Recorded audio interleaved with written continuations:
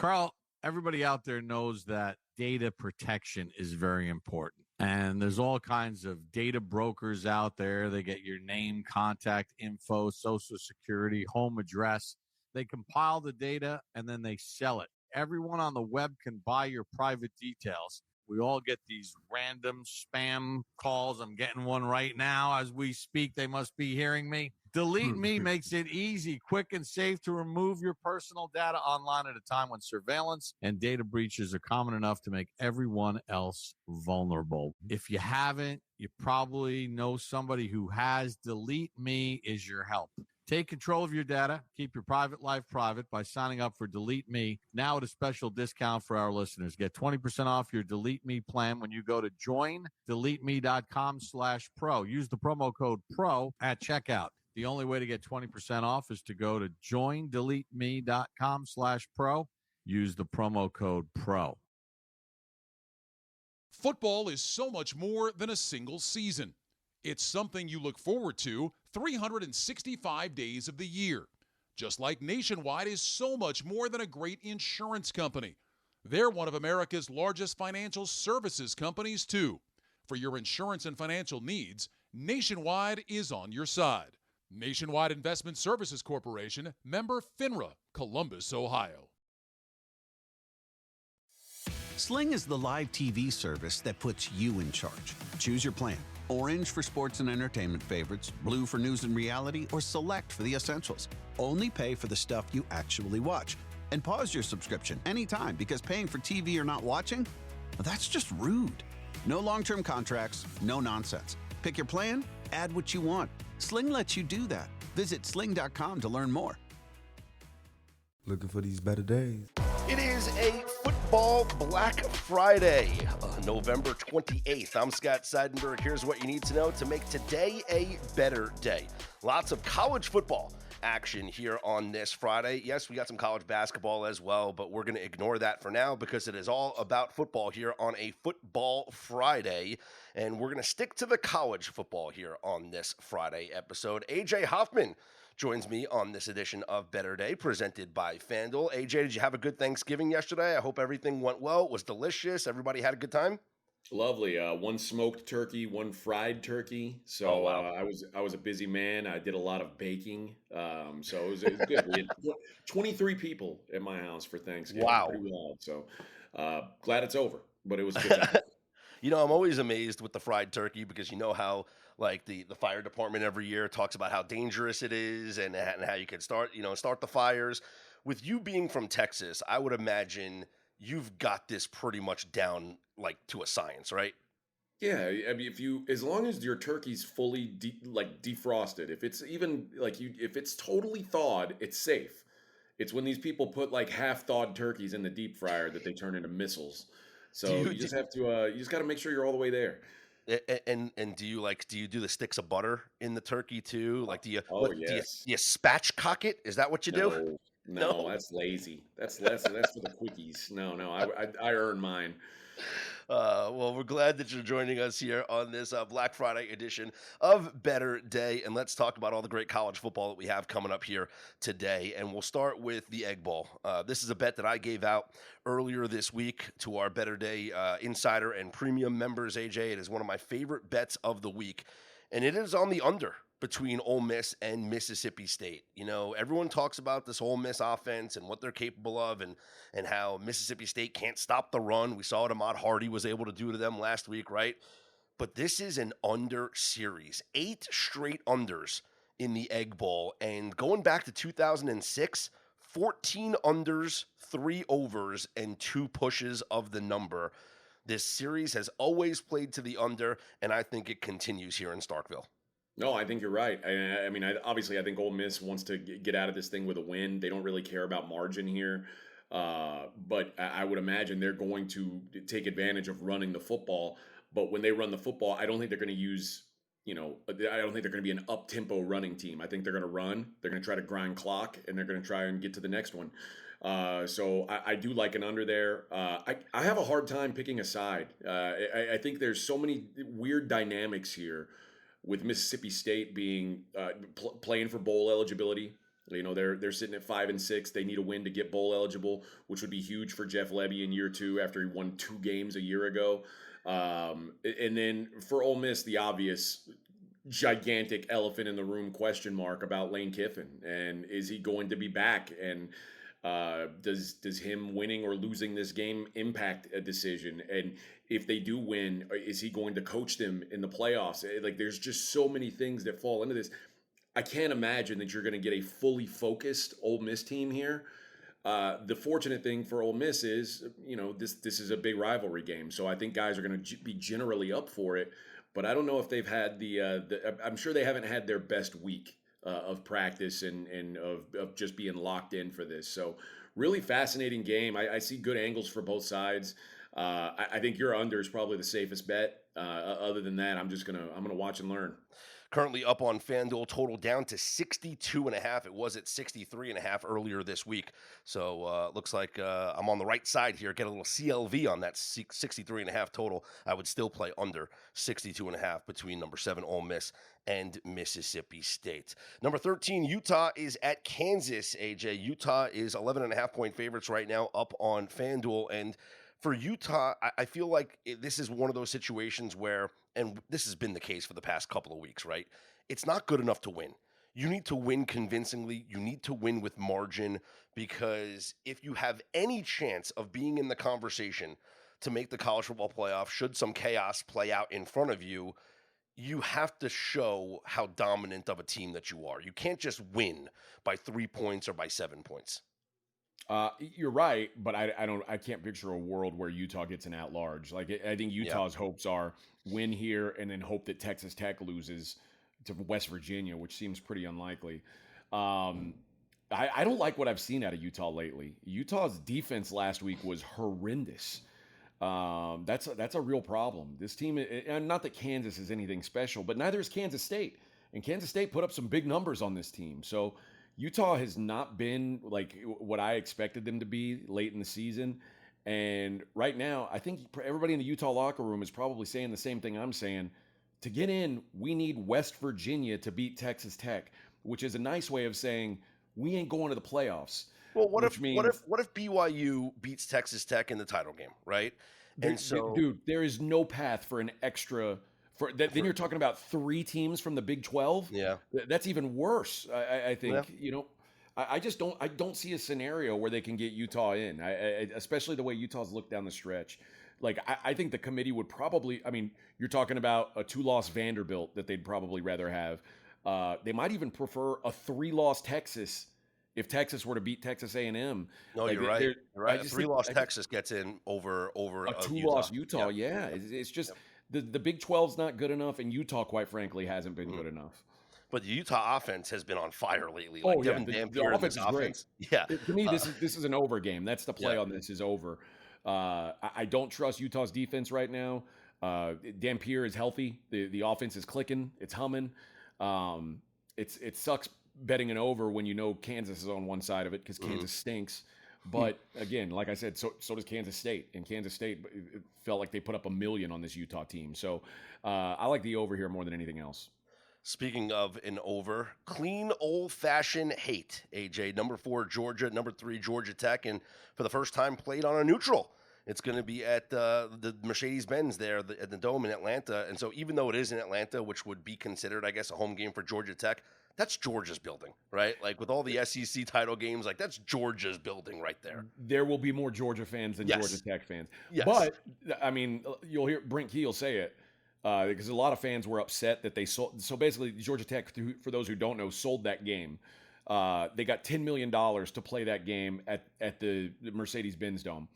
And there's a lot of people who are saying, man, if we'd known we were going to be 9-2, we'd have that home game. Yeah. And Brent Key said as much. If we didn't get that $10 million, we wouldn't have had a roster that went 9-2. Yeah. So keep that in mind. Georgia Tech is generally the kind of team I'm looking to play as a big dog. Well, Brent Key is fantastic as an underdog, as a coach. Like, the numbers are insane. The big problem is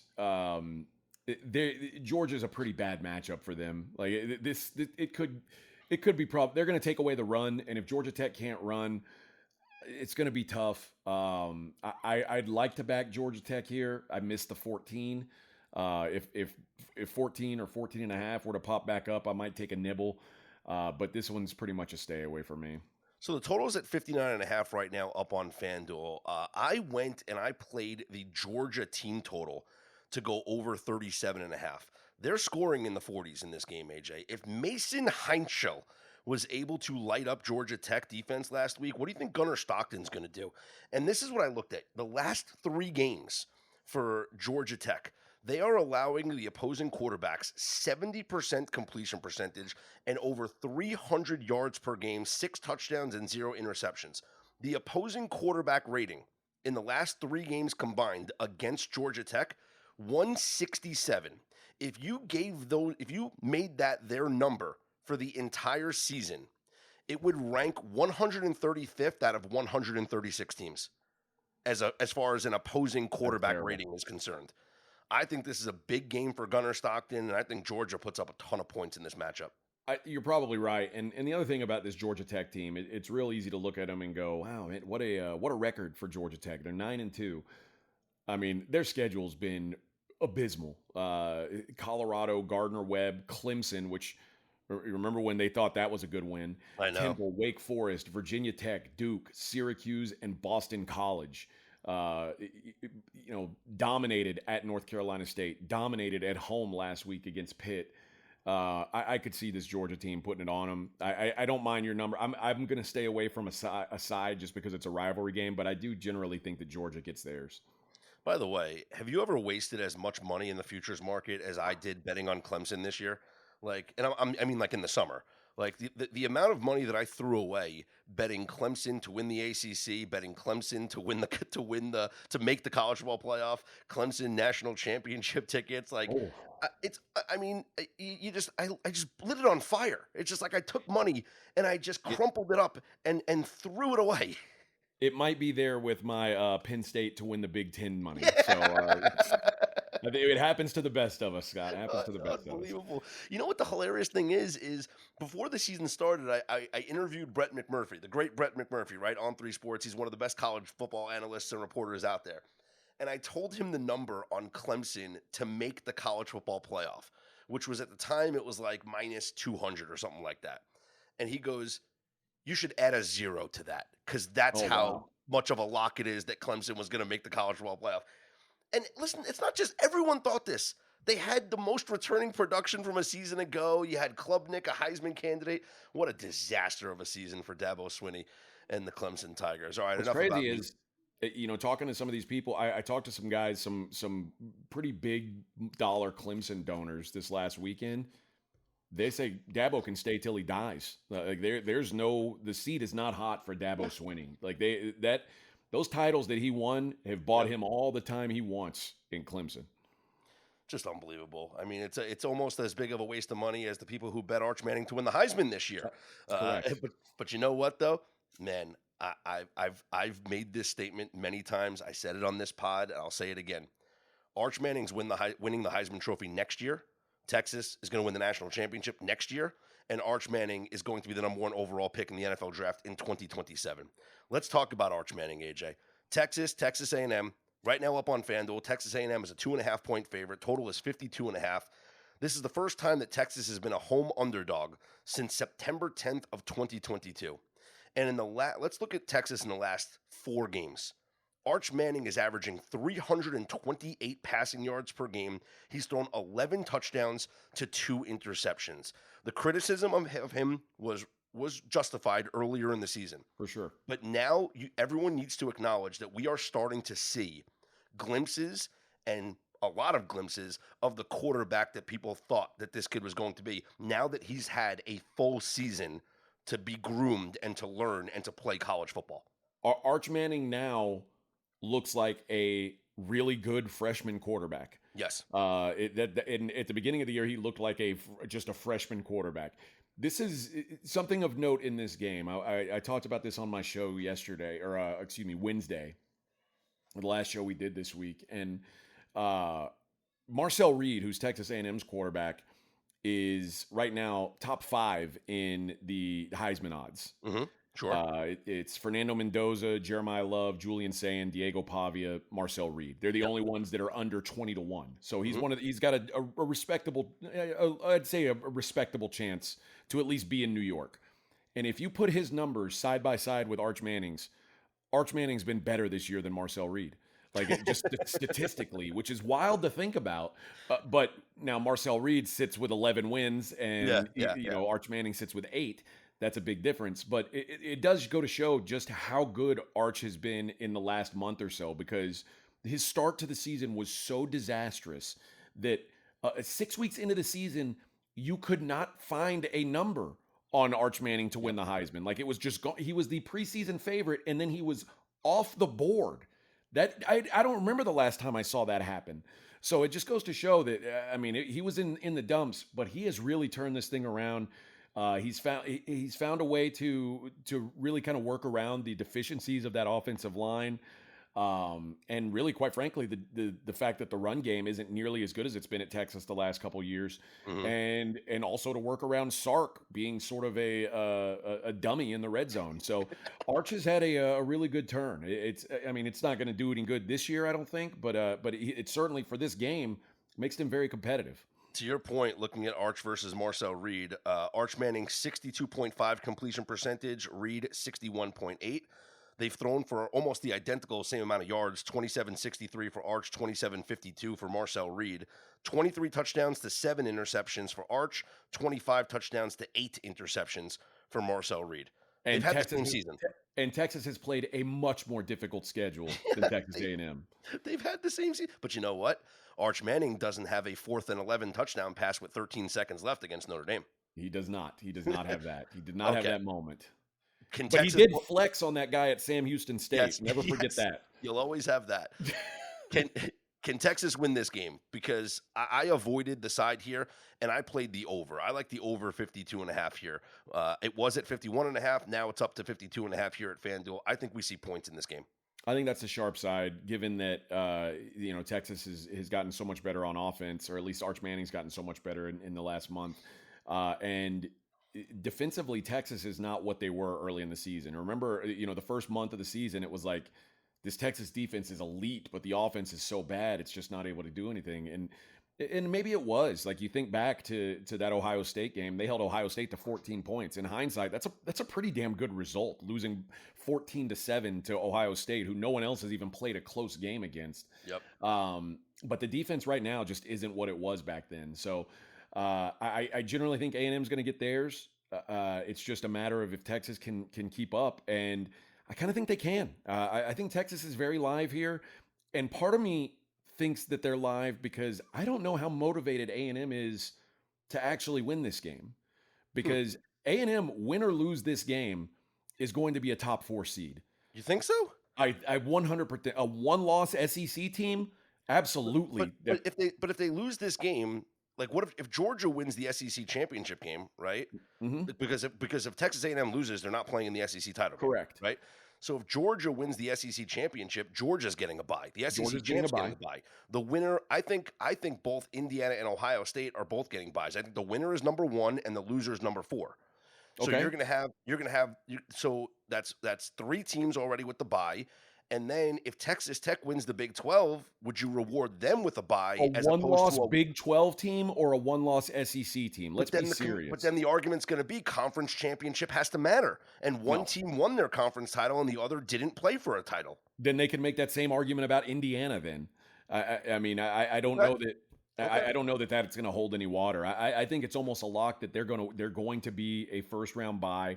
And not having to play a game against Alabama or Georgia when you get ready for these playoffs is huge. I agree. I said it last year when Ohio State lost to Michigan. I made the argument that it was the best thing that could have happened to Ohio State because they had a bunch of injuries. They had 3 weeks off to rest and get their players back, and they went on to win the national championship. So I think A&M's in that exact same boat, Scott. Yeah, I kind of agree. Then if they lose this game, then they're still going to be dangerous in the college football playoff. Yeah. So. I like the over. I think that's the safer play in this game. And now, Superhuman Shaq. I keep telling them not to say that. I'm no superhuman. Believe it or not, I struggle with moderate obstructive sleep apnea, or OSA. In adults with obesity, moderate to severe OSA is a condition where breathing is interrupted during sleep with loud snoring, choking, gasping for air, and even daytime fatigue. Let's just say it can sound a lot like this. Sound familiar? Learn more at don'tsleeponosa.com. This information is provided by Lilly, a medicine company. Sling is the live TV service that puts you in charge. Choose your plan. Orange for sports and entertainment favorites, blue for news and reality, or select for the essentials. Only pay for the stuff you actually watch. And pause your subscription anytime, because paying for TV you're not watching? Well, that's just rude. No long-term contracts, no nonsense. Pick your plan, add what you want. Sling lets you do that. Visit sling.com to learn more. If you're a maintenance supervisor at a manufacturing facility and your machinery isn't working right, Grainger knows you need to understand what's wrong as soon as possible. So when a conveyor motor falters, Grainger offers diagnostic tools like calibration kits and multimeters to help you identify and fix the problem. With Grainger, you can be confident you have everything you need to keep your facility running smoothly. Call 1-800-GRAINGER, click Grainger.com, or just stop by. Grainger, for the ones who get it done. This is the story of the one. As a custodial supervisor at a high school, he knows that during cold and flu season, germs spread fast. It's why he partners with Grainger to stay fully stocked on the products and supplies he needs, from tissues to disinfectants to floor scrubbers.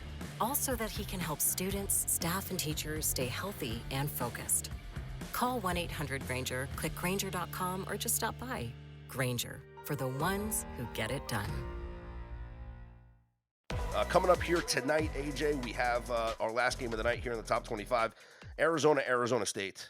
Right now up on FanDuel, it is the home team in Arizona as the Arizona State, as the dog, as Arizona is a 1.5-point road favorite, total of 47.5. I often say sometimes we need to simplify our handicaps, and it just comes down to which quarterback you trust more. And with all due respect to, 7-year college quarterbacks, Noah Fafita is the guy I trust more in this game than Jeff Sims. Listen, man, I don't think people understand how good Arizona's been for the last month or so. And a lot of it is schedule. I mean, Colorado and Kansas but they went to Cincinnati and they played great. They just pulled Baylor's pants down last week. This Arizona team is kind of flying under the radar a little bit, and they've not lost a game by margin since like the first month of the season against Iowa State. Mm-hmm. This is a really good football team, and I quite frankly, I think they're better than Arizona State right now. I think they're the better team here. So, like, I know a lot of people are like, well, Arizona State's got a chance to play for the Big 12 title. And they do. I mean, if two 14-point plus underdogs are able to scratch out a win, sure, that'd be nice. But I think kind of much like Utah, Arizona State sees the writing on the wall. They're not going to play in the Big 12 championship. And I think Arizona is going to play this game like a rivalry game. They're going to be up for it.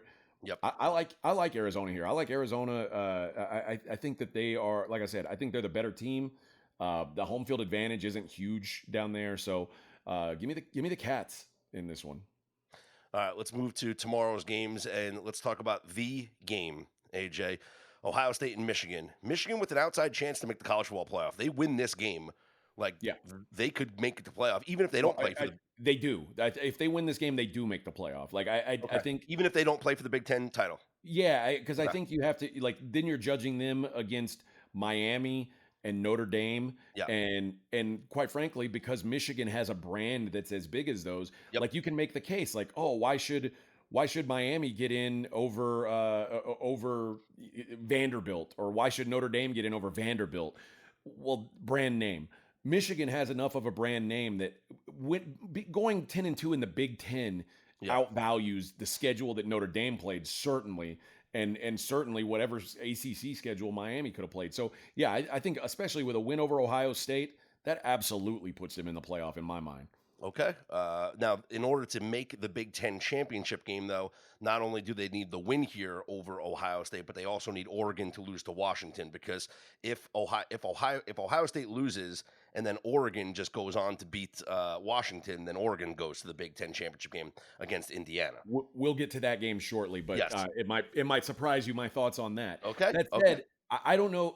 For this game, it really, for me, it boils down to, is Jeremiah Smith playing? I don't know. Is Carnell Tate playing? Are the two wide receivers that didn't play last week playing? If they don't play and Ohio State becomes a run-only team, Michigan is very live here. If those two guys do play, then I think Ohio State has a good chance of blowing Michigan out. So for me, it's a matter of, I'm going to wait until game day. I'm going to see who's out there on pregame, and if they're running around with their helmets on, and if they're over on the sideline in a hoodie, I'll be back in Michigan. If not, it's probably Ohio State for me. Right now, up on FanDuel, Ohio State is a 10.5-point favorite. You can shop around. You can get 9.5s, 10s. It's 10.5, as I mentioned, at FanDuel. I laid 9.5 earlier in the week, AJ. I think that another way I might want to play this also is to go with Michigan's team total to go under.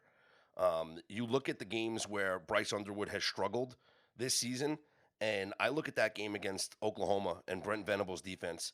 Matt Patricia, I owe an apology to Matt Patricia because I bet the Ohio State under 10.5 wins this season. I thought they were going to lose 2 games. I thought they'd lose to Texas, and I thought they'd lose, another game down the road here. This defense is the best defense in the country next to Oklahoma. He has done an incredible job. And Ryan Day, all he does is win, reigning national champs, the odds-on favorite to win the national champ again, but 4 straight losses to Michigan, and this one is personal. He absolutely needs this game. And I think the players understand that, and they're going to fight for him. I think you don't think they thought that last season though? I think last season they understood that they needed that. Like kind of what you said with Texas A&M. I think last season they understood they could have used the break going into the college football playoff. They have kind of load managed this year. They do seem like they've kept their foot off, kept the gas not all the way pressed down for these reasons. I mean, but that could also mean they don't feel a need to get margin against Michigan. It's so it's one of the more fascinating games because there's so much at stake. Again, I think Ohio State gets a bye no matter what. Yep. But even if they don't play in the Big Ten championship, they've got a bye. But man, it's just hard for me to. I think like I said, if Jeremiah Smith and Carnell Tate play, your 9.5 ticket is going to be golden. If they don't play, I would not want to have it. Yeah, I might play the under also just to hedge, just a kind of a way of hedging it. Just go under 43.5, and then this way. If Michigan wins, it's a low scoring game. Exactly, and it might be snowing in Ann Arbor. We don't know. Like the weather report doesn't. It's going to be cold. We could get some precipitation coming up here tomorrow in Ann Arbor. And that's the other thing. Like, do they play Jeremiah Smith in a cold weather game or in a snow like a risky field game? I don't know. Yeah. All right, a couple more games to get to here. Miami against Pittsburgh, number 12 against number 22. Pitt needs the win. Also a little bit of help to get to the ACC championship game. Miami needs the win and a lot of help to get to the ACC championship game. It's one of the things that I talked about this earlier this week on my college football show. I hate the fact that ESPN wastes time giving us like the potential bracket, right? And Miami's the ACC rep every time. Exactly. Why? They're not going to be in the championship game. So stop telling us that they're in the hypothetical bracket. It's a waste of time. It's a waste of conversation, right? It's SMU or Virginia. The reason they have to do that right now is because they're 9-2 and Notre Dame is 9-2. I know, and they want the conversation. I get Notre Dame. I get it. And like the committee's trying to figure out, how do we tell Miami to piss off? I know. Without, saying we just want Notre Dame in. And it's an awkward situation. But you're right, Miami's not going to make it. And quite frankly, I think they lose this game. I think Pitt is a very, very live dog here. If you can get a touchdown, that's what I played earlier this week. I played Pitt +7. This is Miami last week against Virginia Tech won their first game outside the state of Florida this season. And now they have to go up to Pittsburgh where you talk about weather. 30 it's going to be frozen there. And this Carson Beck playing outside in this weather, good luck, man. And I think Pitt is going to be able to run it down their throat. By the way, he's never played a cold weather game. No. Go look at his game logs, not just at Miami, but go look at his time at Georgia. He's never played a cold weather game. And this is what Mario Cristobal does. oh, they're about to make the playoff. No, they're not, because Mario Womp. Cristobal finds a way to screw these games off. It's a tale as old as time. Give me Pitt. I'll split it between the 7 and the money line. I like Pitt here. Okay, that's going to be a fun sprinkle there. All right, let's talk about the game that you kind of teased earlier here. Number 6, Oregon goes to Washington. Oregon currently a 6.5-point favorite right now up on FanDuel. And this is, I mentioned the Ohio State game is personal for Ryan Day. This one's personal for Dan Lanning. Dan Lanning is 1-3 all time against Washington. And earlier this week in a press conference, he said, quote, I know that for our guys, there will be a high level of emotion in this game. It's one that I struggled with early on while I was here to start. They had some success against us, so it means a lot to me. It's one I want to have success in, end quote. We got a coach that's coming out in the press conference and acknowledging that, forget about the college football playoff, that this one means something to him. Ooh, that's juicy stuff. It is saucy. I just don't know that it matters because I've been waiting for a moment where Oregon played a team that's going to be able to run the ball on them. Yeah. And I think we found one here. I think Washington's going to have some success on the ground and keep Dante Moore on the sideline. I think this is a really good opportunity for Washington playing at home here. I know listen, one thing you can pretty much guarantee this week 14 of college football, you're going to have coaches say it's personal because these are the biggest rivalries. This is the time when everybody, these are the games that everybody wants to win. Washington and Oregon are that rivalry. They want to beat each other. I like the way Washington's built against this Oregon team. I've kind of been a doubter on Oregon all season long. Me too. They were one of those teams that when they beat Penn State, everyone went, ooh. And now it turns out Penn State's ass. So that that win was just kind of okay. I think this is the spot where they get tripped up. I think they're just a little overinflated in the market. So give me Washington plus the 6 here. The one thing that just has me wanting to back Oregon here is when you come out like Dan Lanning did last week and pander to the College Football Playoff Committee and talk about how you deserve to be ranked higher because you played a ranked team in USC and you got the big win when SEC teams are playing their cupcake game prior to Thanksgiving. And then the committee rewarded you by leapfrogging Ole Miss. You can't follow that up with a dud. You can't. Because then, everyone's like, oh, well, that means that Oregon's going to get in with a loss here. No, if Oregon loses this game, they're not getting in. I don't think they do. Oh, I don't think so either. And I think back, though, but this is the other thing I think back on. They almost lost at Iowa. Yeah, I know. In the rain, yeah. Quite frankly, they almost lost at Penn State, which now is how did that happen? Yeah. This is not a great road team, and the Big Ten road games are tough anyway, but typically those are the cross-country ones that have the most meaning. But I just think Washington's always got a good home field. Mm-hmm. I know what you're saying. I know Dan Lanning's going to have his guys ready for this. But this is Washington's got. What do they got to lose? They're going balls to the wall here. This is their Super Bowl now. Kind of feels like an under. It could, the total's at 50.5. I know Washington's going to want to run. So that's, typically that means the clock's moving. I don't hate that. All right, one last game, AJ, and this is one of our favorite spots over the last several years to bet on. And that's Diego Pavia as an underdog. Number 14, Vanderbilt takes on number 19, Tennessee. And currently up on FanDuel, it is the Tennessee Vols down to a 2.5-point favorite. So the threes are gone. Tennessee, a 2.5-point favorite over Vanderbilt. These are two of the best offenses in college football. And even, with as slow as Vandy plays, with the time of possession, with the milking the clock, they're still number 2 in offensive success rate in the country. However, Tennessee has owned this series. 6 straight wins for Tennessee over Vanderbilt. And I know you know this, being a Nashville guy.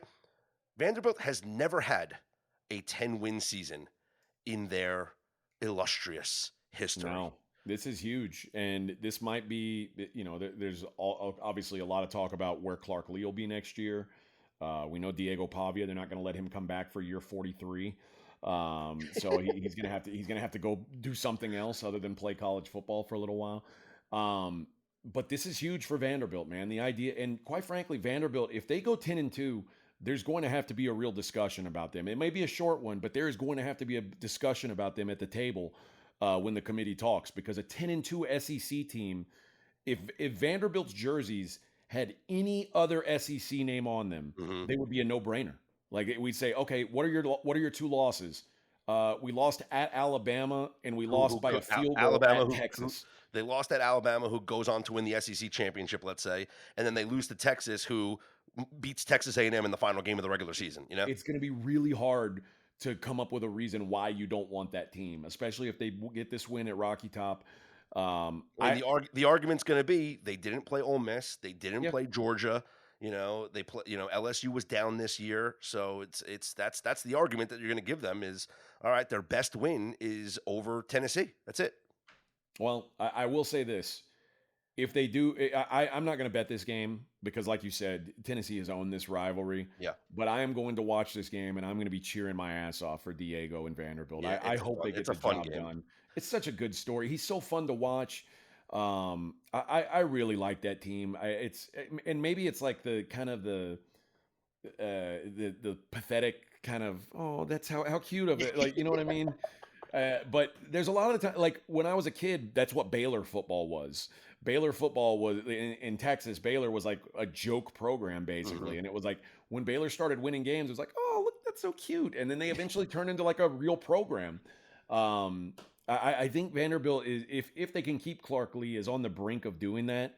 I don't know that they're going to, but I do think they're going to be all in to try and make it happen this season. So, and if they, whatever bowl game they're in, as long as Clark Lee's still there, I'm going to be a play on Vanderbilt. I like this team, and I wish I could back them this week. I can't with my money, but I will with my heart. How about that, Scott? Yeah, well, we'll have fun watching it, and it's going to be a great day today of college football. It's going to be a great day tomorrow of college football, and we're glad to have you all aboard here up on Better Day. For you Better Day Insider and Premium members, we will be sending out the picks for Better Day Premium members this morning at 11:15 a.m. Eastern Time. So if you're listening to this podcast prior to 11 a.m. Eastern Time, we will have our first live Q&A with Pro Better Steve Fezzik. I'll work on recording that to get you guys, if you missed the live Q&A, but this is your opportunity to ask any questions prior to kickoff of the games here today. AJ Hoffman's going to bless us with some UFC bets coming up next week for the huge pay-per-view card in the UFC. So you want to make sure that you're locked in. Subscribe now up on betterday.com. We'll send those picks directly into the Telegram channel. You can track all the picks, of course, on the website. And our live odds page is free for everyone. Go check it out. To me, it's the best odds page that anyone named Scott Seidenberg has ever built because it is interactive. It is always live. The live scores are there, and you can click on every game and get all the derivative markets, compare all the online books.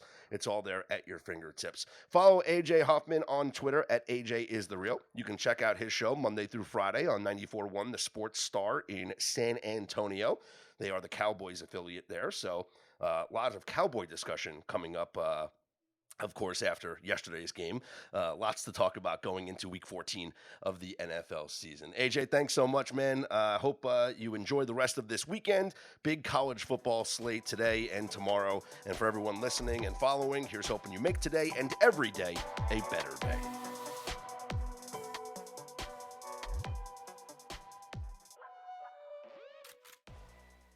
Everybody knows Shaq, but off camera, he's just a regular guy. People never believe me when I say I'm just like them. I take out the trash, do dishes, and I struggle with moderate obstructive sleep apnea, or OSA. And a lot of adults with obesity also struggle with moderate to severe OSA. You know those scary breathing interruptions during sleep, the loud snoring, choking, and daytime fatigue? I knew I had to talk to my doctor. Don't sleep on the symptoms. Learn more at don'tsleeponosa.com. This information is provided by Lilly, a medicine company. The best TV comes in many forms, from real-life mysteries to blockbuster dramas, family favorites, and buzzworthy reality shows.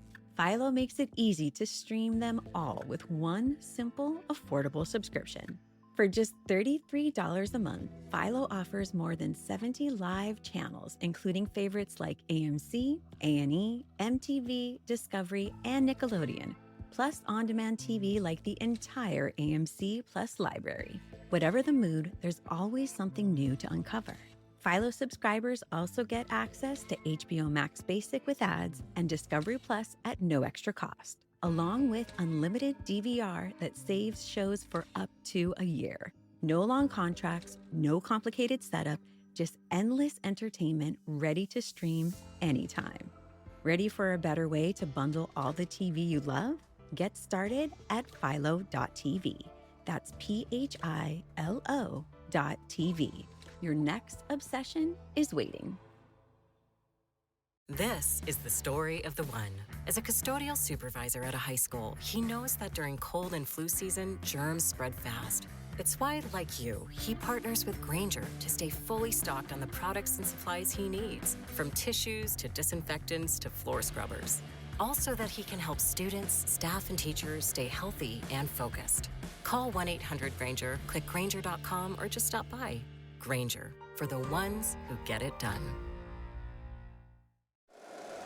If you like the show, please take a moment to rate, review, and subscribe. It really does help the show to grow. Thank you for listening.